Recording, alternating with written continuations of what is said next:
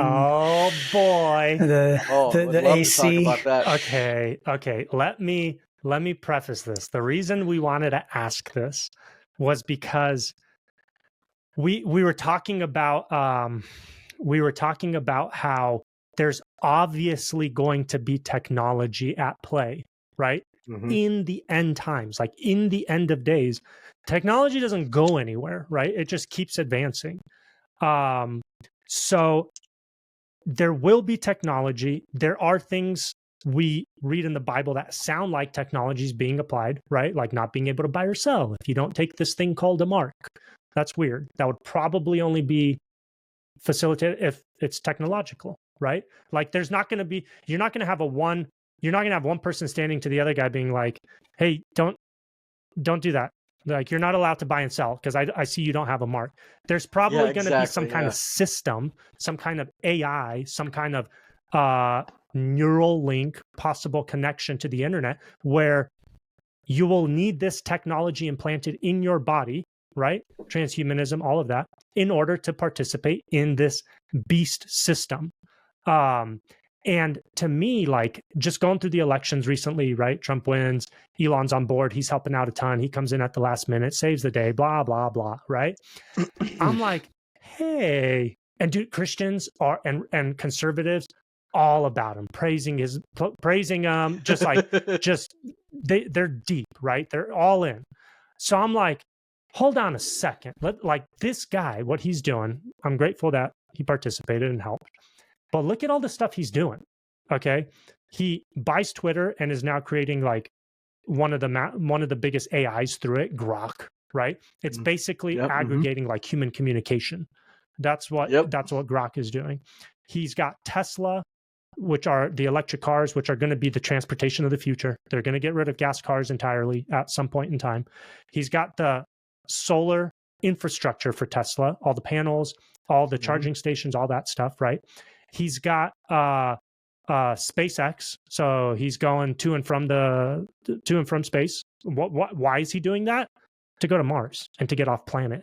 That's what he wants to do. Yeah. And to build a Starlink system. He's got Starlink. Starlink is internet and communication everywhere, all over the face of the earth. Everywhere. If you guys see, maybe we could put it in on the back end. If you see the video of how much Starlink covers of the globe, it's ubiquitous. It's across the entire face of the planet. So he has almost 7,000 satellites. He has a communication and connection network over the entire face of the planet. Okay. And the last thing he's doing is creating Neuralink, which will connect people to that system of satellites in the sky. Okay. If at some point his technology becomes like ubiquitous on planet Earth, like, hey, we literally don't need cell towers and all these other means of communication because we have a global system of satellites that we are always connected to. That sounds pretty beast system like. All right. It sounds like something. Oh, this is it, Dennis? Can you play this? Or no, it's just a picture. So literally over the entire globe, there's a mesh of his satellites.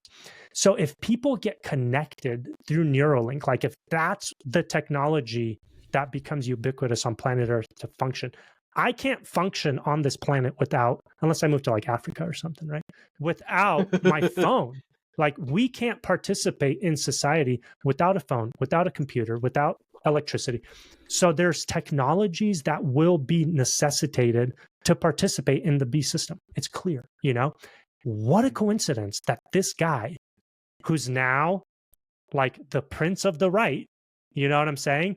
He's the one developing all the infrastructure that to me is like, I could see that tech going really bad, really fast. And it sounds like Revelation, So do you think, somebody said this in the comments, like, do you think Elon's the false prophet? And that's when I reached out to you. And I'm like, dude, would you want to talk about this? What do you think? I have a lot of thoughts on this because I don't know. We never did. I don't know if we've ever talked about the presentation that I gave not too long ago, maybe a year ago, about the 10 Kings. Do you remember that one? I think a bit ago. So the 10 kings are in the traditional interpretation is, you see it in Daniel 7 and Revelation 17. The traditional interpretation is that the 10 kings are these 10 presidents or governors over the world being divided into 10 regions, et cetera, et cetera.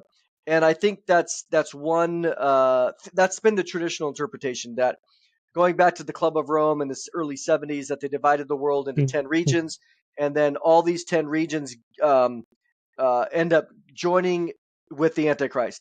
But let me read something to you here. This is Revelation 17, 12, and 13. It says, "The 10 horns which you saw are 10 kings who have received no kingdom as of yet, but they receive authority for 1 hour as kings with the beast. They are of one mind, and they will give their power and authority over to the beast." So I don't think that he is the false prophet, because the false prophet in Revelation 13 is a religious figure. He comes like he has horn, he looks like a lamb, but he speaks like a dragon. But I do think that Elon Musk or those like him fulfill very clearly the role of the 10 kings, because there's a couple things. So I give a whole long presentation on this, like an hour long. If people go to our YouTube channel and they just put in kings, they will find my presentation on this, because one of the things, and I'll just keep it brief, but the word there for king, basileus in the Greek, is, a king, King Charles, King whatever, King Herod. It's a person that is a king or a governmental figure over a region, over a kingdom. Okay, that's one definition. But the second definition is someone who has unusual or transcendent power. And so when you take that, what it's saying there is, hey, these 10 kings which join with the Antichrist, with the beast system, they don't have a kingdom. They don't have, they're not a king over a region. It says they don't have a kingdom, but they have unusual and transcendent power. So one of the things it says too there is, it says they are going to receive authority for this period of time like kings. It doesn't say they are, like a king, to rule with the beast. They have one mind, but it says this: they give their power and authority over to the beast to rule. So when we think about this, I think that these 10 figures are technocrats. So if you look around the world, and it's interesting, if you look at my presentation, I said this probably 18 months ago. I said, let me give you a scenario. Elon Musk, I was talking about him then, is the ultimate technocrat. Sure. I said, let me give you a scenario. The greatest superpower in the history of the world is the United States of America. Okay, we just are. Okay. But what happens right now if we had a problem on the space station? There was something that blew up. I said the greatest superpower in the history of the world couldn't fix it. They wouldn't say, Houston, we have a problem. They'd say, Elon, right. We have a problem. And I said they would have to call up a private individual to get a solution. And so I was talking about this, and you know what happened in July? It happened exactly. No way. There was a problem on the International Space Station, and they couldn't get these astronauts home. They called up Elon, and the Dragon capsule went and picked them up and brought them home. I was like, thank you, Lord, for this. So what it tells you is what Revelation 17 is saying is that these 10 kings have unusual or amazing power and influence. Now, and they hand over their power, their capabilities over to the beast and say, let's make a deal. I'll rule with you. I want to rule with you, but I'll give you all of my technology.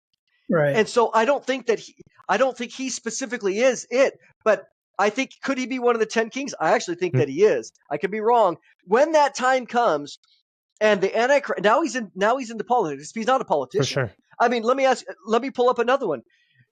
In the last 4 years, who had the greatest influence over the countries of the world, the World Health Organization, the United Nations, and other countries of the world in the vaccine department? Gates. What position of government does he hold? None. None. Right. you have these people that have unusual and transcendent power who at the time, imagine the Antichrist coming with some sort of needing a vaccine and of course, Bill Gates is involved in a whole bunch of other technologies and fields like Elon Musk is. So he goes to them and he says, listen, in order for me to have my tyrannical system on the mark of the beast, I need to be able to control and see everything.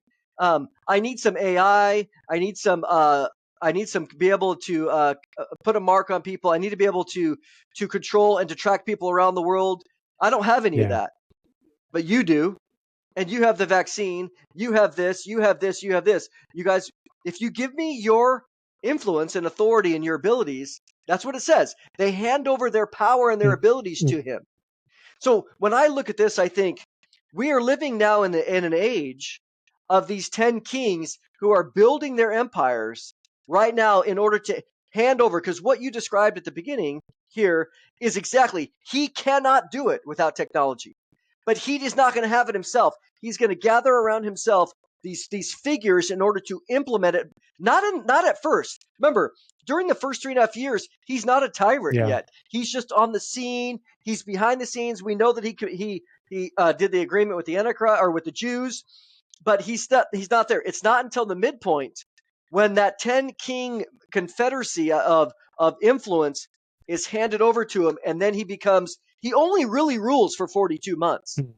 That's crystal clear in Revelation 13. It's not the whole 7 years. He's on the scene with the Jews, but he rules for that period. So I think that is Musk the false prophet? No, he doesn't fit that.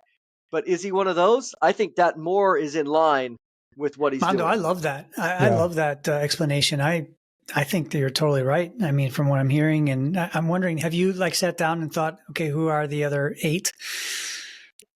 Yes. And so what you could do is, you think about, for example, another villain in our world, one of the greatest influencers in the history of the last 30 years is Klaus Schwab. Oh, for sure. I thought of him, yeah. What position does he have in government? Nothing. 0. So when we look at people who are world makers, world changers, it's not even so much Biden or even Obama to some degree, because they're localized to 4 years. These other guys have been around for 30 years, a generation. Soros. So Soros is absolutely, and he's almost dead, but his son is worse than him. Yeah. So when you start looking around, you're like, look at those that are influencing that don't have government positions. And those are the ones that have the wealth to corrupt people, to buy people, to bribe, etc. Those are the ones that are the makers of truly what we're seeing of the technology. Zuckerberg, no doubt. Bezos. Think about the influence that they have. All of them are involved in AI. They're all involved in quantum computing. They all have tremendous amount of economic clout. And think about censorship. Google, again, Facebook, which Google involves YouTube. Think about the ability of the Antichrist to go, hey, I need to be able to control information. Hey, I can help you with that. I'll just censor. I want you to be able to censor this. We're going to decide the flow of information. To me, it's no government figure holds the keys. It's all these non-governmental technocrats that hold the cards, and it says they will hand it over to him in order to rule. Yeah, that's fascinating. So their technology and their basically their powers, in some sense, is what the Antichrist will use for his governance, right? And so even though, let's say Musk isn't, a bad guy right now, it's possible that what he's developing technologically can be used for nefarious purposes, right? Yep. Yeah. It's possible, man. We definitely are seeing the technology falling into place to make Revelation a reality. I don't think we can deny that. I don't think anybody would argue. Undeniable. Not even my post-mill buddies would deny that, So, okay. It's also interesting that Elon, last minute aligned with the right, and saved the day, right? If somebody came onto the picture, that did all of the things that Elon is doing, like I said, Neuralink, Starlink, Tesla, all of these things, this technology that can be utilized, right, for this system. If somebody came on the scene that was like not connected to the right, everybody on the right, all conservatives would be like, hey, that guy's making Antichrist technology. You know what I mean? But if you align yourself with the right, you become the prince of the conservative party. And it's almost like, and listen, I know this is all speculation. I'm not saying this is true. It's just, I'm so jaded and I don't trust anybody anymore. I literally don't trust anybody. Anytime, I don't care like what your politics are. I want to see your actions. So if you're doing stuff that to me looks very Antichrist or very beast system like, you know, I'm like, dude, I don't care what your political party is. That doesn't even matter. I care if you profess if you profess faith in Christ. That's what matters to me. That's how I know you're not Antichrist or part of his system, you know?